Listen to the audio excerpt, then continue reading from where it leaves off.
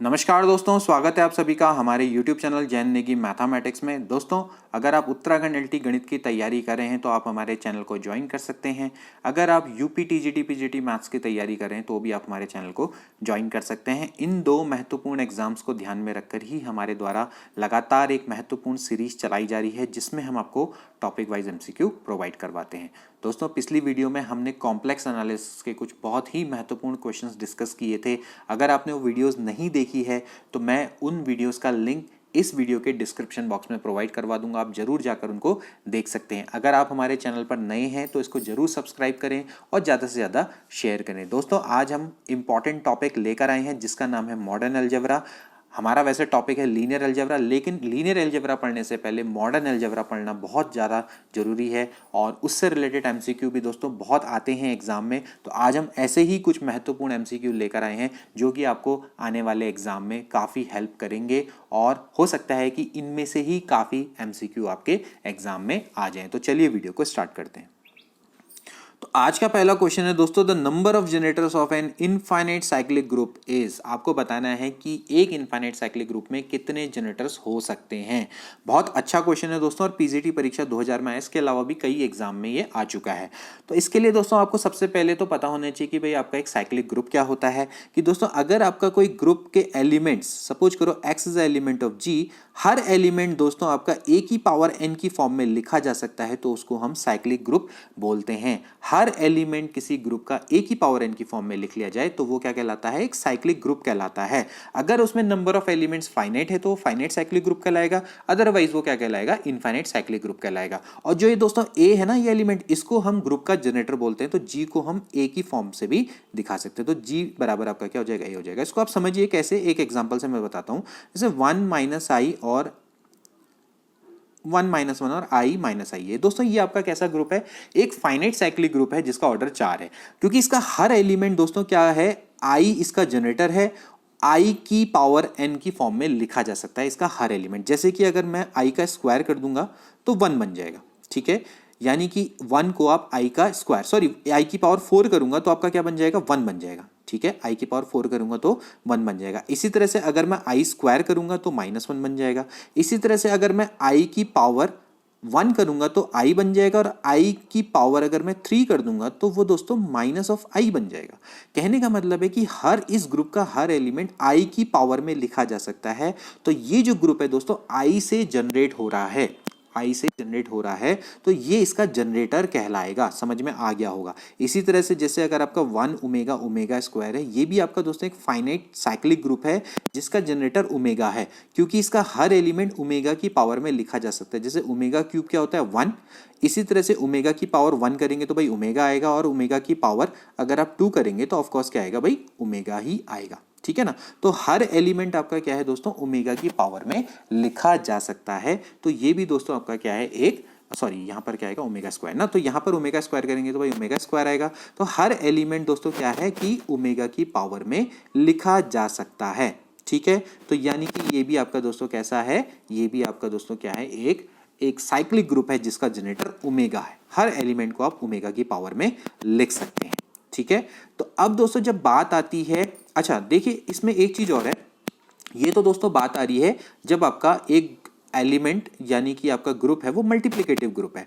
Now what about additive group. Additive group में क्या होगा, जैसे कि आप इसको n टाइम मल्टीप्लाई कर रहे हैं, एडिटिव ग्रुप में आप क्या करेंगे, n टाइम ऐड करेंगे। यानी कि हर एलिमेंट आपका n इंटू ए की फॉर्म में जब लिखा जा सकता है तो उसको हम क्या बोलेंगे दोस्तों, उसको हम बोलेंगे साइक्लिक ग्रुप, ठीक है। और यहां पर आपका जो ऑपरेशन होगा वो क्या होगा, विथ रिस्पेक्ट टू एडिशन, ठीक। जैसे कि सपोज करो आपके पास 1 एक जनरेटर है, एक आपका इंटीजर ग्रुप का, क्योंकि हर एलिमेंट को आप 1 को की फॉर्म में लिख सकते हैं। कैसे, जैसे कि आपको 2 बनाना है तो आप उसको क्या लिखेंगे, 1 + 1, यानी 1 को 2 बार ऐड कर दो। अगर आपको 3 बनाना है, 3 बनाना है तो आप क्या कर दो भाई, 1 को 3 बार ऐड कर दो। यानी कि इसका हर एलिमेंट, यानी कि z का हर एलिमेंट आपका इस टाइप की फॉर्म में लिखा जा सकता है। यानी x बराबर आप क्या लिख सकते हैं, n इंटू 1 की फॉर्म में आप इसको लिख सकते हैं, ठीक है। यानी कि n की जगह पर अगर आपको 3 चाहिए तो भाई आप इसको क्या लिख लो भाई, 3 इंटू 1। हर एलिमेंट आपका क्या है इस टाइप की फॉर्म में लिखा जा सकता है, यानी कि आपका n इंटू ए की फॉर्म में लिखा जा सकता है। तो यहां पर इसका 1 क्या है, जनरेटर है। ठीक है, अब देखिए दोस्तों, अगर आपका एक ग्रुप में कोई अगर a की पावर n की फॉर्म में लिखा जा सकता है, तो भाई यहां से एक चीज और निकल के आती है कि उसको आप ऐसे भी लिख सकते हैं, देखिए ए की पावर -1 की पावर -n, अगेन क्या आ जाएगा भाई, ए की पावर n आ जाएगा। यानी कि अगर दोस्तों अगर किसी ग्रुप में ए जनरेटर है तो ए इनवर्स भी जनरेटर होता है। यानी कि अगर एक ग्रुप कोई मल्टीप्लिकेटिव ग्रुप है, अगर उसका जनरेटर ए है तो ए इनवर्स भी उसका जनरेटर होता है। ये भी रूल है जो आपको ध्यान में रखना है। यानी कि हर ग्रुप में आपके 2 जनरेटर तो होते ही होते हैं। इसके अलावा जैसे कि अगर आपका एडिटिव ग्रुप की बात करें तो उसमें एक जनरेटर ए है तो दूसरा क्या होगा, -ab होगा। जैसे कि अगर हमने पढ़ा था भाई इंटीजर का जनरेटर 1 है तो भाई -1 भी उसका जनरेटर होता है। हर एलिमेंट को आप -1 की फॉर्म में भी लिख सकते हैं। जैसे कैसे लिख लेंगे, -n -a की फॉर्म में लिखेंगे ना। तो ठीक इस तरह से आप इसको लिख सकते हैं। जैसे कि हमने बताया भाई x बराबर na, तो भाई x बराबर आप ऐसा भी तो लिख सकते हैं ना भाई -n -a। तो भाई a अगर जनरेटर है तो भाई -a भी जनरेटर है, ये भी आपको पता होना चाहिए। तो जब हम बात करते हैं दोस्तों एक इनफाइनाइट साइक्लिक ग्रुप की, तो इनफाइनाइट साइक्लिक ग्रुप में बस 2 जनरेटर यही होते हैं। एक तो होता है a, दूसरा होता है a इनवर्स। अगर होगा a तो -a, यानी कि अगर एक एडिटिव के लिए a और -a और मल्टीप्लिकेटिव के लिए a और a इनवर्स, यही 2 दोस्तों इसमें जनरेटर होते हैं। जैसे कि अगर ये फाइनाइट होता तो इसमें 2 से ज्यादा जनरेटर हो सकते थे, लेकिन इस केस में आपका क्या होगा कि इनफाइनाइट साइक्लिक ग्रुप में आपके 2 ही जनरेटर होते हैं। एक तो होता है ए और दूसरा क्या होता है, ए इनवर्स। आई होप कि आपको अच्छे से समझ में आ गया होगा और इसको आप ध्यान में रखेंगे। ठीक है, इसके बाद अगला क्वेश्चन काफी अच्छा क्वेश्चन है। देखिए दोस्तों ध्यान से देखिएगा, in a group G if A square बराबर ई, ये ई होगा, सी नहीं हो सकता, for all A is the element of G, A is the element of capital G. ठीक है, देन आपको बताना है कि इन 4 ऑप्शन में से कौन सा करेक्ट है। पहले आपको बताना है कि the order of G is only 2, G is not abelian, G is abelian. Abelian का मतलब क्या होता है दोस्तों, कि अगर कोई ग्रुप है वो कम्यूटेटिव लॉ को फॉलो करता है, यानी कि उसके एलिमेंट ए बी बराबर बी ए हों, यानी कि a and b are the element of g, then a b बराबर बी ए, तो वो आपका दोस्तों क्या कहलाता है, अबेलियन ग्रुप कहलाता है, या फिर उसको कम्यूटेटिव ग्रुप भी बोला जाता है। तो आपको बताना है कि इन 4 ऑप्शन में से कौन सा करेक्ट है। देखिए दोस्तों इसकी अप्रोच 2 है करने की, लेकिन जो आपको मैं पहली वाली बताऊंगा वो बेस्ट अप्रोच है और उससे आपको एक नहीं एक से ज्यादा क्वेश्चन आपके बन जाएंगे। जैसे कि आप देखिए यहाँ पर भाई ए स्क्वायर बराबर ई है, ई आपका क्या है, आइडेंटिटी एलिमेंट है किसी भी ग्रुप का। तो अब अगर मैं इसको ऐसे लिख लूं भाई ए इंटू ए बराबर ई, ये सिंपली ये इंडिकेट करता है भाई ए बी बराबर ई। तो अगर ए बी बराबर बी है तो भाई बी ए का इनवर्स कहलाता है। भाई हमने डेफिनेशन ये तो पढ़ी है ना कि भाई अगर कोई एलिमेंट को अगर आप किसी दूसरे एलिमेंट से मल्टीप्लाई करके आइडेंटिटी एलिमेंट लाते हैं तो वो जो एलिमेंट है पहले का इनवर्स कहलाता है। तो इसका मतलब ये है कि भाई ए अपना खुद का इनवर्स है। भाई ये जो ए है वो ए इनवर्स का काम कर रहा है, तो हर एलिमेंट अपना खुद का इनवर्स है। तो हर एलिमेंट अगर अपना खुद का इनवर्स है, क्योंकि यहाँ पर उन्होंने साफ कह रखा है फॉर ऑल, यानी सारे एलिमेंट के लिए, तो भाई बी है कोई एलिमेंट अगर जी का, बी कोई एलिमेंट जी का है तो भाई वो भी अपने क्या होगा, इनवर्स के बराबर होगा। अब इसको तो ध्यान में रखना है। इसके बाद देखिए जैसे कि हमें पता है कि भाई ए बी अगर एलिमेंट जी के हैं, क्योंकि दोस्तों एक ग्रुप है तो ये क्लोजर प्रॉपर्टी को सेटिस्फाई करता है। तो अगर ए बी एलिमेंट है जी का तो भाई ए बी भी क्या होगा, एलिमेंट होगा जी का। जैसे हमें पता है कि भाई आपका जैसे रियल नंबर होते हैं, they are close with respect to multiplication, क्योंकि 2 रियल नंबर का मल्टीप्लाई करने पे अगेन क्या होता है, एक रियल नंबर आता है। जैसे 1 इंटू 2 को मल्टीप्लाई करेंगे 2 आएगा, 2 इंटू 3 करेंगे 6 आएगा, वो अगेन क्या होता है, एक रियल नंबर होता है। ठीक, तो यहाँ पर ये भी क्या है दोस्तों, इसका जी का एलिमेंट है। अब जैसे कि हमने इस प्रॉपर्टी को देख लिया कि भाई अगर ए स्क्वायर बराबर ई है हर एलिमेंट में, तो हर एलिमेंट अपना खुद का इनवर्स है, यानी ये भी क्या होगा दोस्तों, अपना स्वयं का इनवर्स होगा। यानी ए बी बराबर क्या होगा, ए बी इनवर्स। जैसे कि मैंने आपको बताया ए बराबर ए इनवर्स, बी बराबर बी इनवर्स, तो भाई ए बी बराबर भी ए बी इनवर्स होगा। तो यहाँ से ए बी बराबर क्या हो जाएगा भाई, आपको यहाँ से पता है भाई ए बी इनवर्स क्या होता है भाई, b inverse into a inverse. ठीक है, तो भाई b inverse into inverse, b inverse है बी के बराबर, ए इनवर्स है ए के बराबर। जैसे कि हम जानते हैं कि भाई हर एलिमेंट अपना खुद का इनवर्स है, तो भाई यहाँ से ए बी बराबर क्या आ गया, बी आ गया।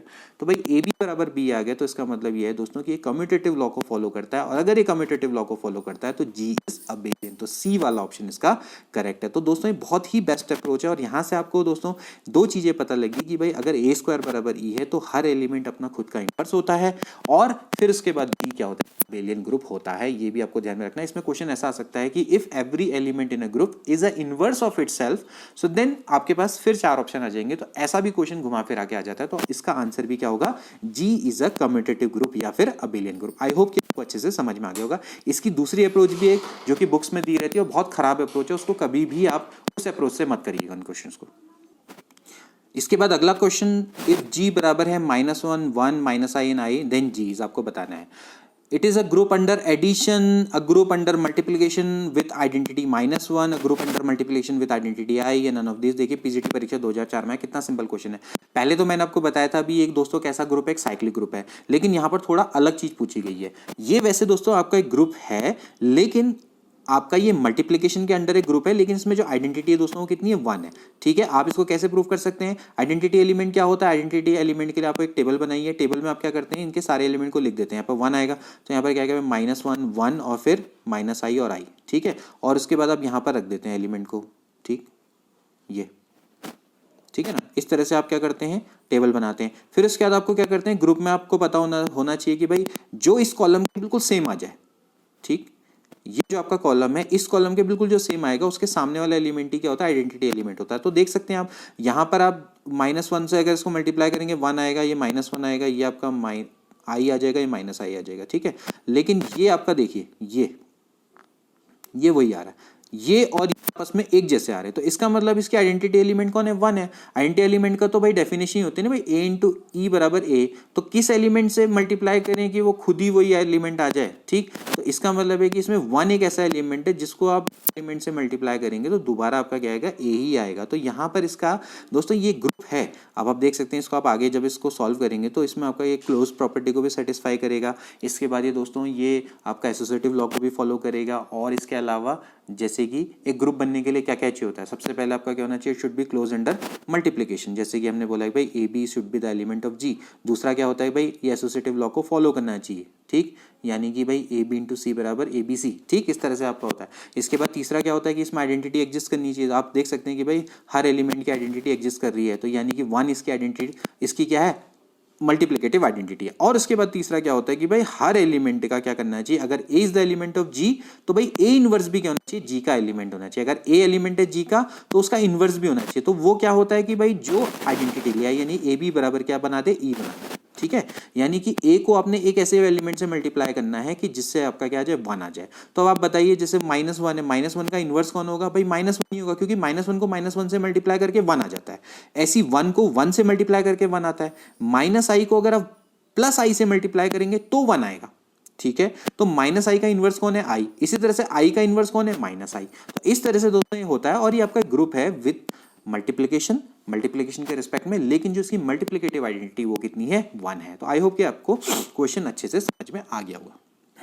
इसके बाद अगला महत्वपूर्ण question, if G is a group of order n and h is a subgroup of order m, then आपको बताना है कि इन 4 ऑप्शन में से कौन सा करेक्ट है। n बराबर m, n divides m, m divides n या फिर नन ऑफ दिस। सबसे पहले आप समझ लीजिए h इज अ सब ग्रुप। सब ग्रुप क्या होता है, देखिए दोस्तों, अगर आपके पास कोई ग्रुप है और आपने उसका एक सबसेट लिया, लेट h उसका सबसेट है, और उसका सबसेट भी दोस्तों अगर ग्रुप की सारी क्वालिटी को फॉलो करता है, यानी कि वो भी अपने आप में अगर ग्रुप है, तो ये इसका क्या कहलाएगा, सब ग्रुप कहलाएगा। जैसे कि मैं आपको एग्जांपल बताता हूँ, 1 - 1 आई और माइनस आई, दोस्तों ये क्या आपका एक ग्रुप है। ठीक है, इसमें से मैंने क्या किया, इसका एक सबसेट लिया। सबसेट क्या उठा के ले लिया, 1 - 1। देख सकते हैं ये आप इसका सबसेट है, 2 एलिमेंट मैंने उठा के ले लिया। अब अगर ये भी दोस्तों ग्रुप की सारी कंडीशन को फॉलो करता है, तो ये अपने आप में ग्रुप है, तो ये एच क्या कहलाएगा, इसका सब ग्रुप कहलाएगा। ठीक है, अब यहां पर सबसे इंपॉर्टेंट बात आती है कि भाई जो एच का ऑर्डर है वो कैसे निकलेगा। एच का ऑर्डर तो आप देख सकते हैं यहाँ पर 2 है, इसका 4 है। तो यहाँ पर साफ साफ एक चीज पता लग रही है कि भाई जो 2 है वो 4 को क्या कर रहा है, डिवाइड कर रहा है। तो यही दोस्तों लैग्रेंज का नियम भी है। नियम ये कहता है कि अगर एक ग्रुप है उसका ऑर्डर 4 है, अगर एक ग्रुप का ऑर्डर 4 है तो उसके सब ग्रुप के ऑर्डर क्या क्या हो सकते हैं, जो 4 के डिविजर होंगे। कौन कौन होंगे, एक होगा 1, एक होगा 2 और एक होगा 4। अब 1 और 4 ये तो हमेशा ही किसी भी एलिमेंट के डिविजर होते हैं। तो इससे दोस्तों जो सब ग्रुप बनेंगे उनको हम इम्प्रॉपर सब ग्रुप बोलेंगे या फिर ट्राइवल सब ग्रुप उनको बोला जाएगा। जो बीच में 2 वाला है यही दोस्तों इसका क्या है, प्रॉपर सब ग्रुप है। तो यहां से आपको क्लियर हो गया होगा कि भाई अगर एक ग्रुप का ऑर्डर अगर m है और एक सब ग्रुप का ऑर्डर अगर n है तो भाई जो n क्या करेगा, m को डिवाइड करेगा। ये तो आपका श्योर हो गया, ये तो नियम आपको समझ में आ गया, ठीक है।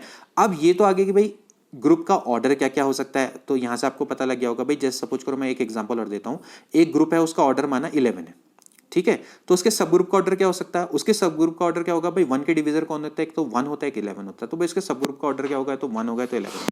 हमेशा एक चीज को ध्यान में रखना कि एक एलिमेंट वाला सब ग्रुप हमेशा कौन होता है, आइडेंटिटी एलिमेंट वाला। तो एक तो आइडेंटिटी एलिमेंट, एक तो वो खुद। तो दो ग्रुप, एक किसी भी ग्रुप के हमेशा दो सब ग्रुप हमेशा एग्जिस्ट करते हैं, एक तो आइडेंटिटी एलिमेंट वाला और एक वो खुद, ठीक है। तो इनको क्या बोला जाता है, इम्प्रॉपर सब ग्रुप बोला जाता है। ये चीज आपको ध्यान में रखना। तो यहां पर ये 13 क्या है दोस्तों, एक प्राइम नंबर है। तो प्राइम नंबर के कितने फैक्टर हो सकते हैं, तो 1 होगा तो 11 होगा, यही तो हो सकते हैं। तो एक अगर कोई ग्रुप है, उसके अगर नंबर ऑफ एलिमेंट प्राइम है, उसके नंबर ऑफ एलिमेंट अगर प्राइम है तो उसके क्या होंगे, दो ही सब ग्रुप हो सकते हैं, ठीक है। दो ही सब ग्रुप हो सकते हैं और उनके ऑर्डर क्या होंगे, 1 और 13। अब चलो ये तो हमने निकाल लिया कि भाई सब ग्रुप का ऑर्डर क्या हो सकता है। अब कितने नंबर ऑफ सब ग्रुप हो सकते हैं, ये भी कभी कभार आ जाता है। इसका भी निकालने का तरीका देख लीजिए। जैसे सपोज करो अगर कोई ग्रुप है, उसका ऑर्डर माना 18 है, ठीक है। तो इसके नंबर ऑफ सब ग्रुप हमें निकालना है। तो कैसे निकालेंगे, इसका तरीका क्या होता है, हम इसके क्या करेंगे, प्राइम फैक्टर करेंगे। प्राइम फैक्टर क्या क्या हो जाएंगे दोस्तों, ये हो जाएंगे भाई 3 का स्क्वायर इंटू 2, यही तो हो सकता है भाई। 3 और 2 प्राइम नंबर है। तो इसका तरीका ये होता है दोस्तों कि अगर मैं इसको सपोज करो p की पावर अल्फा 1 q की पावर अल्फा 2 लिख लूं, तो ये हो जाएगा alpha 1 plus 1 into alpha 2 plus 1। तो इसके ये निकलेंगे नंबर ऑफ सब ग्रुप। तो नंबर ऑफ सब ग्रुप कितने हो जाएंगे, क्या हो जाएगा भाई, 2 प्लस 1 इंटू 1 प्लस 1। आप देख सकते हैं अल्फा 1 अल्फा 2। तो यानी कि एक्चुअली इसके कितने हो गए भाई, 3 2 जा 6। तो इसके 6 टोटल क्या बनेंगे, सब ग्रुप बनेंगे, ठीक है। उनके ऑर्डर क्या क्या हो सकते हैं वो तो हमने निकाल लिया भाई। ऑर्डर क्या करना पड़ेगा, इसके सारे के सारे हमें क्या करने पड़ेंगे, जो भी डिवीजर है वो निकालने पड़ेंगे। तो इसके ऐसे बन सकते हैं। इस तरह से अगर आपसे कोई बोलता है कि भाई Z13 के निकालो, तो 13 का प्राइम फैक्टर कितना होता है, एक ही होता है 13। 1 को नहीं लेंगे, 1 आपका क्या है, नाइदर प्राइम नॉर कंपोजिट। तो 13 की पावर 1, तो भाई 1 प्लस 1 कितना हो जाएगा, 2। तो इसके कितने बन सकते हैं, दो ही सब ग्रुप बन सकते हैं। एक का ऑर्डर होगा 1, एक का ऑर्डर होगा 13। ऐसे करके हम इसको निकालते हैं। ऑर्डर का मतलब क्या होता है, the number of elements in a group. तो यहां से आपको बहुत सारी चीजें आई होप कि क्लियर हो चुकी होंगी। तो यहां से अगर आप देख सकते हैं भाई, एक ग्रुप का ऑर्डर अगर n है और h इज अ सब ग्रुप, उसका ऑर्डर m है, तो पक्का m क्या होगा, n का डिवीजर रहा होगा। तो m क्या करेगा, n को डिवाइड करेगा। तो m divides n, this is the right answer.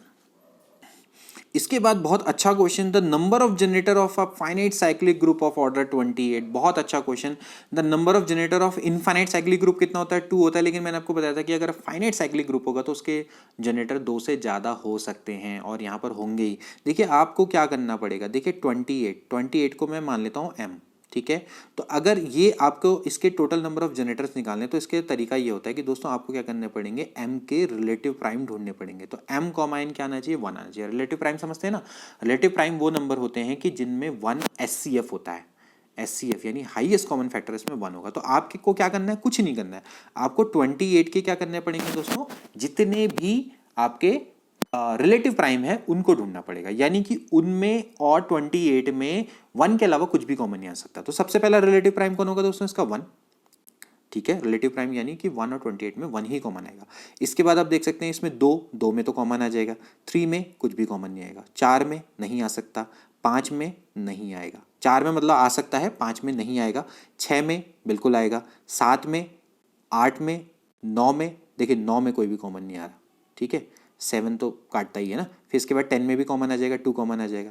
11 में नहीं आ सकता, 13 में नहीं आ सकता, फिर 13, 14, 15 यस, 16 नो, 17 यस, 18, 19 यस। फिर इसके बाद क्या आएगा, 20 में भी आएगा कॉमन भाई, 21 में भी आ रहा है, 22 में भी आएगा, 23 में नहीं आएगा, 24 नो, 25 यस, एंड देन उसके बाद 27। तो ये इसके दोस्तों रिलेटिव प्राइम है। इनमें आपका क्या होगा, कुछ भी कॉमन नहीं आएगा। तो कितना है, 1 2 3 4 5 6 7 8 9 10 11 12। तो 12 दोस्तों इसके क्या आएंगे, 12 इसके जनरेटर आएंगे। तो इस तरह से दोस्तों इसका राइट आंसर कितना है, सी। ठीक है, आई होप कि आपको समझ में आ गया होगा। करना क्या है, 28 के आपको दोस्तों रिलेटिव प्राइम निकालने हैं। तो इस केस में आपका बहुत ईजी, अगर सपोज करो जैसा ऐसा होता है भाई 10 है माने ग्रुप का ऑर्डर, तो आपको क्या करना पड़ता है, इसके रिलेटिव प्राइम निकालने। कौन कौन होते हैं भाई, 1 होगा, एक क्या होगा 3 होगा, एक आपका 4 नहीं, 5 नहीं, 7 हो सकता है, और अगला क्या होगा 9। तो इसके जनरेटर कितने होंगे, टोटल 4 जनरेटर होंगे। समझ में आया। तो ऐसे दोस्तों इसको करने का तरीका होता है, आप इसको समझ लीजिए। तो आपके इसके जो जनरेटर हैं वो आपके टोटल आपके क्या होंगे दोस्तों, एक number of generators of finite cyclic group आपके कितने हो सकते हैं, ये हो सकते हैं। जैसे अगर आपका ए की पावर 1, ए की पावर 3, ए की पावर 7, ए की पावर 9 इस टाइप की फॉर्म में हो सकते हैं। तो आपको इस तरह से आपको लिखना पड़ेगा। ठीक है, तो आई होप कि आपको अच्छे से समझ में आ गया होगा। ठीक, इसके बाद एक और महत्वपूर्ण क्वेश्चन, लेट आर बराबर आपको एक सेट दे रखा है 0 1 2 3 4 5 तक, और उसमें आपको एडिशन मॉडुलो 6 और मल्टीप्लिकेशन मॉडुलो 6 दे रखा है। देन आपको बताना है कि आर क्या है। ठीक है, अब इसमें देखिए दोस्तों 2 ऑपरेशन है, तो ये आपके रिंग फील्ड में से कुछ भी हो सकता है। ठीक है, एक्चुअली दोस्तों ये रिंग है। ठीक, अब आपको देखिए मल्टीप्लिकेशन मॉडुलो और एडिशन मॉडुलो के बारे में पता होना चाहिए। एडिशन मॉडुलो का मतलब ये है कि दोस्तों आप क्या करेंगे, 2 एलिमेंट को ऐड करेंगे और उसके बाद उसको 6 से डिवाइड कर देंगे, और जो रिमाइंडर बचेगा वही इसका आंसर होगा। ठीक है, मल्टीप्लाई में भी क्या हो जाएगा कि आप मल्टीप्लाई करेंगे और फिर उसके बाद क्या कर देंगे, 6 से डिवाइड कर देंगे। जैसे कि मैं आपको बताता हूँ भाई, 2 + 3 को आप जब ऐड करेंगे और मल्टीप्लिकेशन मॉडुलो 6 है, तो भाई 2 और 3 को ऐड करके कितना आता है, 5। इसके बाद इसको 6 से डिवाइड करेंगे तो रिमाइंडर कितना आएगा, 5 आएगा। ठीक है, इसी तरह से अगर आप 3 को 4 से ऐड करेंगे और 6 से डिवाइड करेंगे तो भाई 4 3 होता है 7, 6 से डिवाइड करने पे रिमाइंडर कितना बचेगा, 1। ऐसे ही आप क्या कर सकते हैं, मल्टीप्लाई में भी कर सकते हैं भाई, 2 × 3 और 6 से मल्टीप्लाई, 6 से आप क्या कर देंगे, इसको डिवाइड कर देंगे भाई, 2 3 × 6 होता है। 6 को 6 से डिवाइड करेंगे तो रिमाइंडर कितना बचेगा, 0 बचेगा। ठीक है, तो यहां पर दोस्तों ये जो पॉइंट हमने देखा, ये दोस्तों किसकी ओर को इंडिकेट करता है दोस्तों, ये करता है जीरो डिवीजर की ओर को। जीरो डिवीजर का मतलब क्या होता है दोस्तों, कि अगर हम ए बी को मल्टीप्लाई करें और वो 0 आता है तो ए बी 0 के बराबर ना हो और बी भी 0 के बराबर ना हो। रियल नंबर में तो ये पॉसिबल नहीं है, क्योंकि आपको पता है भाई अगर ए बी बराबर 0 होता है तो भाई आइदर ए बराबर 0 होता है या तो बी बराबर 0 होता है। लेकिन अगर दोस्तों की दोनों के दोनों 0 के बराबर ना हो तो उस केस में इसको बोलते हैं रिंग विद जीरो डिवीजर। तो यहां पर आप देख सकते हैं दोस्तों ये रिंग है जिसमें जीरो डिवीजर। आप देख सकते हैं कि यहां पर 2 और 3 को मल्टीप्लाई करते हैं तो भाई 2 और 3 को जब आप मल्टीप्लाई करेंगे तो क्या आएगा, उसको करेंगे 6, और 6 को अगर आप 6 से डिवाइड कर देंगे तो दोस्तों 0 आ जाएगा। कहने का मतलब रिमाइंडर आपका 0 आ जाएगा। ऐसे ही हम और भी देख सकते हैं, जैसे कि आप 3 मल्टीप्लिकेशन 4 मॉडुलो 6, तो क्या आएगा भाई, 3 चक्को होता है 12, 12/6 करेंगे तो रिमाइंडर कितना आएगा दोस्तों, 0 ही आएगा। तो ये आपका दोस्तों क्या है, रिंग विथ जीरो डिवीजर है। आई होप कि आपको जीरो डिवीजर समझ में आ गया होगा। जीरो डिवीजर का मतलब क्या है कि भाई ए बी बराबर 0 but a does not equal to 0 and b does not equal to 0। लेकिन रियलिटी में तो क्या होता है, ए बी बराबर 0 तो आइदर ए बराबर 0 और बी बराबर 0, ये होता है रियल नंबर में। लेकिन यहां पर दोस्तों ये है मल्टीप्लिकेशन और एडिशन मॉडुलो, तो यहां पर तो भाई कुछ भी हो सकता है। ऐसी मैट्रिक्स में भी हो सकता है कि भाई ए बी बराबर 0 तो a does not equal to 0 and b does not equal to 0। Matrix multiplication में भी होता है ना ऐसा। तो इसको बोलते हैं दोस्तों रिंग विथ जीरो डिवीजर। इसके बाद अगला क्वेश्चन है दोस्तों काफी इंपॉर्टेंट है। If H and K are two non empty subset of abelian group G then H K is a subgroup of ji if. काफी अच्छा क्वेश्चन है दोस्तों, और ये पीजीटी परीक्षा 2000 में आया हुआ है।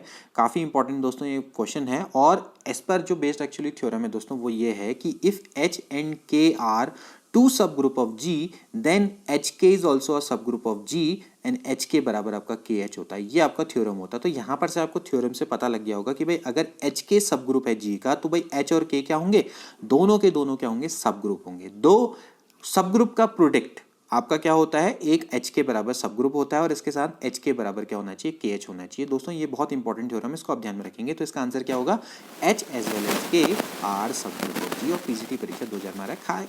फैक्चुअल क्वेश्चन है, अगर आपको थ्योरम याद है तो आप बहुत इजीली इसको कर सकते हैं। ठीक है, इसके बाद अगला क्वेश्चन काफी अच्छा है। In group a is an element of order 30 then the order of a की पावर 18। बहुत अच्छा क्वेश्चन। और देखिए टीजीटी परीक्षा 2004 में आ रखा है। कैसे निकालेंगे, देखिए आपको ये समझिए कि भाई ए एलिमेंट का ऑर्डर 30 है तो इसका मतलब क्या होता है भाई ए की पावर 30 बराबर ई होगा। समझ में आया कि जैसे अगर आप समझ लीजिए कि भाई ए ऑर्डर ऑफ ए बराबर एन है तो इसका मतलब होता है कि भाई ए की पावर एन बराबर क्या आ जाता है, ई आ जाता है, आइडेंटिटी एलिमेंट। तो अब आपको क्या करना है भाई, ए की पावर 18 का निकालना है। तो ए की पावर 18 को कैसे निकालेंगे, देखिए दोस्तों इसको तरीका वैसे बुक में दिया होगा, बहुत खराब तरीका, मैं आपको उसको बहुत अच्छा तरीका बताता हूँ। आपने कुछ नहीं करना है, पहले आपने 18 और 13 का एलसीएम निकालना है। ठीक है, आप इसका क्या करेंगे, एलसीएम निकालेंगे 18 और 13 का, और उसके बाद उसको दोस्तों क्या करेंगे, 18 से डिवाइड कर देंगे। तो भाई 18 और 30 का एलसीएम क्या निकलेगा दोस्तों, 90, और 90 को आपने किससे डिवाइड कर देना है, 5 से। समझ में आया क्या है रूल, 18 और 30 का एलसीएम निकालेंगे, उसके बाद उसको 5 से डिवाइड कर देंगे। दिस इज नोन है, this is actually the order of, this is the order of a की पावर 13। तो इसका राइट आंसर कितना है दोस्तों, 5 इज द राइट आंसर। ठीक है, इसको हमने किया कैसे किया देख लिया, आप इसका बेसिक भी समझ लीजिए। जैसे ए की पावर 18 है, 18 की पावर 5 करेंगे तो भाई एक्चुअली कितना आएगा भाई, 18 पंजे कितना होता है, 90। ठीक है, अब आप जानते हैं कि भाई इसको हम क्या लिख सकते हैं, भाई ए की पावर 30 की पावर 3 लिख सकते हैं ना, क्योंकि 30 का मल्टीपल है नहीं है। तो आपको पता है भाई ए की पावर 30 एक्चुअली क्या होगा, ई की पावर 3 विच इज एक्चुअली ई। तो आ गया ना। तो आपको भी क्या करना था भाई, ए की पावर 18 का ऑर्डर निकालना। तो ए की पावर 18 के लिए आपको क्या करना पड़ेगा, 18 को आपने 5 बार मल्टीप्लाई करेंगे तो वो 30 के मल्टीपल में कन्वर्ट हो जाएगा। तो करना क्या है, एलसीएम निकालना, उसके बाद उसको 18 से डिवाइड कर देना है। ठीक है, अगर इसकी जगह पे दोस्तों ए की पावर 18 है, इसकी जगह पे दोस्तों अगर प्राइम नंबर होता, प्राइम नंबर वाले केस में क्या करेंगे, प्राइम नंबर वाले केस में भी यही कर सकते हैं, यही करेंगे। क्या करेंगे, दोनों का एलसीएम निकालेंगे और फिर उसके बाद उसको क्या करेंगे, 7 से डिवाइड कर देंगे। यहाँ पर आप देख सकते हैं कि अगर आप इसका एलसीएम निकालेंगे कितना है, इसका 30 है ना, तो भाई क्या हो जाएगा भाई, 7 इंटू 30 डिवाइडेड बाई क्या कर देंगे, 7। तो एक्चुअली कितना आ जाएगा, 30 आ जाएगा। तो यहाँ से आपका एक रूल निकला, क्या रूल निकला बताइए, कि अगर आपने किसी एलिमेंट, देखिए अब यहाँ से एक बहुत अच्छा रूल निकला जो आप डायरेक्टली करेंगे एग्जाम में, कि अगर एक ग्रुप के का कोई एलिमेंट है, उसका ऑर्डर माना 30 है या n है, ठीक है, और अगर a की पावर p का आपको ऑर्डर निकालना है और p is prime to n, p अगर प्राइम टू n है तो a की पावर p का ऑर्डर भी क्या होगा, n ही होगा। समझ में आया, ये रूल समझ में आया। देखिए फिर से बताता हूं, जैसे फिर से देखिए, a की पावर 30 बराबर है e। अब चलो कोई प्राइम नंबर निकालो, प्राइम नंबर मान लेते हैं, चलो हम ले लेते हैं कोई प्राइम नंबर 11 ले लेते हैं। ठीक है, आप मुझे क्या करना है, ए की पावर 11 का ऑर्डर निकालना है। नाउ वी नो दैट कि भाई 11 इज प्राइम टू 30, तो ऑर्डर ऑफ ए की पावर 11 क्या होगा, वो भी 30 ही होगा। समझ में आया, ऑर्डर ऑफ ए क्या है, ऑर्डर ऑफ ए है 30।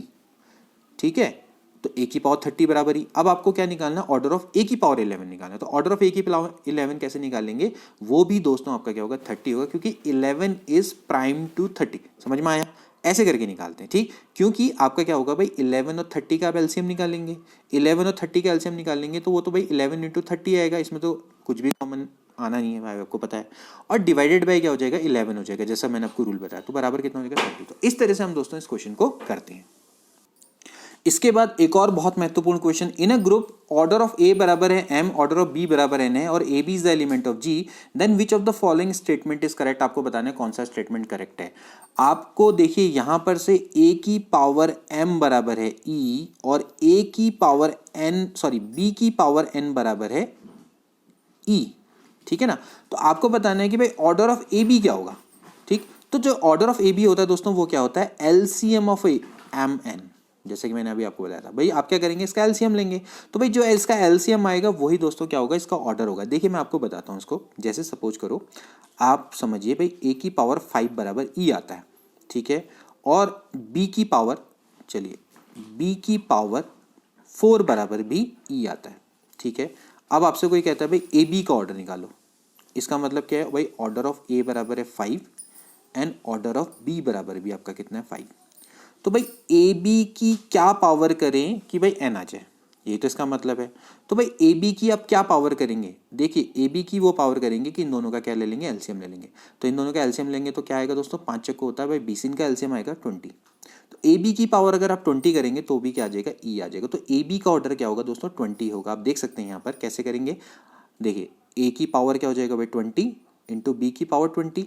ठीक है, अब आपको पता है कि दोनों के दोनों आपके क्या है, ए की पावर 5, तो ये भी 5 का मल्टीपल है, ये भी 5 का मल्टीपल है और ये भी आपका 4 का मल्टीपल है। तो ये भी वैल्यू ई आएगी, ये भी वैल्यू ई आ जाएगी, तो दोस्तों क्या आ जाएगा, ई आ जाएगा। तो इसके लिए आपको क्या करना पड़ता है, दोनों का एलसीएम लेना पड़ता है। चलो मैं कोई और बताता हूँ, जैसे माना ए की पावर 4 बराबर है ई, ठीक है, और बी की पावर 6 बराबर ई है।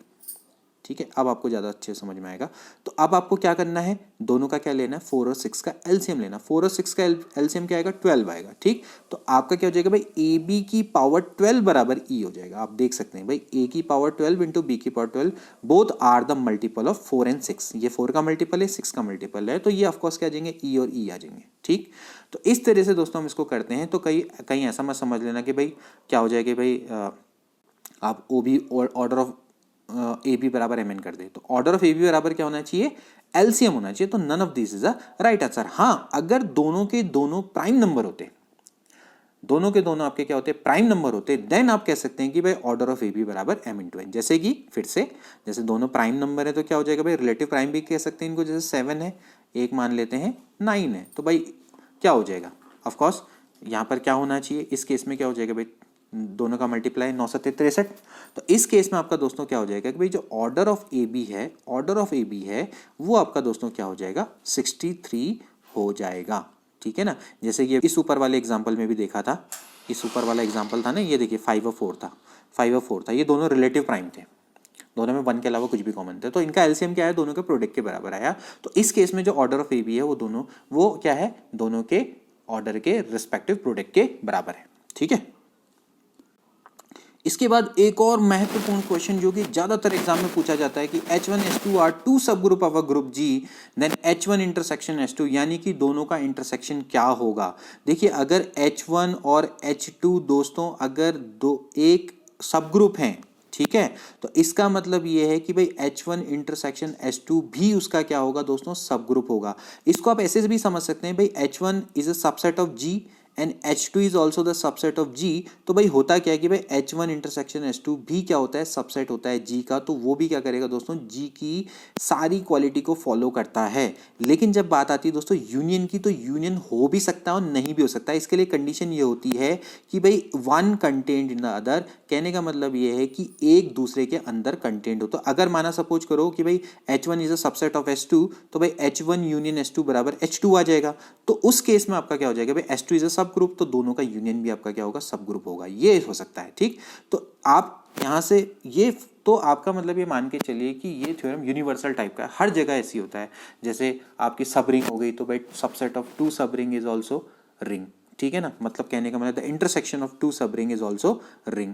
ठीक है, तो या मतलब हम कह सकते हैं सब रिंग का जो इंटरसेक्शन होता है वो भी आपका क्या होता है, एक सब रिंग होता है। तो ऐसे से करके दोस्तों एक क्वेश्चन होते हैं, intersection of to subset is also a subset. तो ऐसे करके आपको क्वेश्चन, ये वाला जो है यूनियन वाला, यूनियन वाले में आपको हमेशा ध्यान रखना है कि दो सबसेट, दो सब ग्रुप का यूनियन सब ग्रुप हो भी सकता है और नहीं भी हो सकता है। सब ग्रुप तभी होगा अगर आपको फाइनली चाहिए कि यहाँ होना ही होना है, if one content in other, मतलब एक दूसरे के अंदर कंटेंट हो, मतलब H1 H2 का सबसेट हो या फिर H2 H1 का सबसेट हो। इन दोनों में से एक कंडीशन होनी चाहिए। तो तब जाके होगा क्या भाई, H1 यूनियन H2 बराबर या तो H1 आएगा या तो H2 आएगा, विच आर ऑलरेडी सब ग्रुप। तो तब देन उनका यूनियन क्या कहलाएगा, सब ग्रुप कहलाएगा। तो यहां पर आप हमेशा थ्योरम को ध्यान में रखना कि H1 and H2 are two subgroup of a group, then H1 intersection H2 is always a subgroup of G। This is very very important theorem और बहुत सारे एग्जाम में आता है क्वेश्चन। ठीक है, ये क्वेश्चन अलग अलग वे में आ सकता है, कभी सब रिंग में आ सकता है, कभी कोसेट की फॉर्म में आ सकता है, कभी सबसेट की फॉर्म में आ सकता है। जितने भी आपके जो सबसेट बनते हैं उनकी फॉर्म में आ सकता है दोस्तों। ठीक है, सब फील्ड की फॉर्म में आ सकता है। तो लेकिन ये आता जरूर है ऐसा थ्योरम। तो ये बहुत अच्छा थ्योरम है और इसको आप हमेशा ध्यान में रखेंगे। ठीक है, तो फ्रेंड्स ये थे कुछ इंपॉर्टेंट एमसीक्यू मॉडर्न अलजेब्रा को लेकर। अभी हमने काफ़ी कम एमसीक्यू करवाए हैं, अभी हम आपको और भी आगे एमसीक्यू करवाएंगे। आई होप कि ये वीडियो आपको अच्छी लगी होगी और आपको आने वाले एग्जाम में फ़ायदा जरूर करेगी। दोस्तों, अगर आपको हमारा कार्य पसंद आता है तो इन वीडियोस को ज़्यादा से ज़्यादा शेयर करें और अगर आप हमारे चैनल पर नए हैं तो इसको सब्सक्राइब करना ना भूलें। तो चलिए मिलते हैं अगली वीडियो में, मॉडर्न अलजेब्रा के और भी एमसीक्यू लेकर आएंगे। Till then take care and good bye.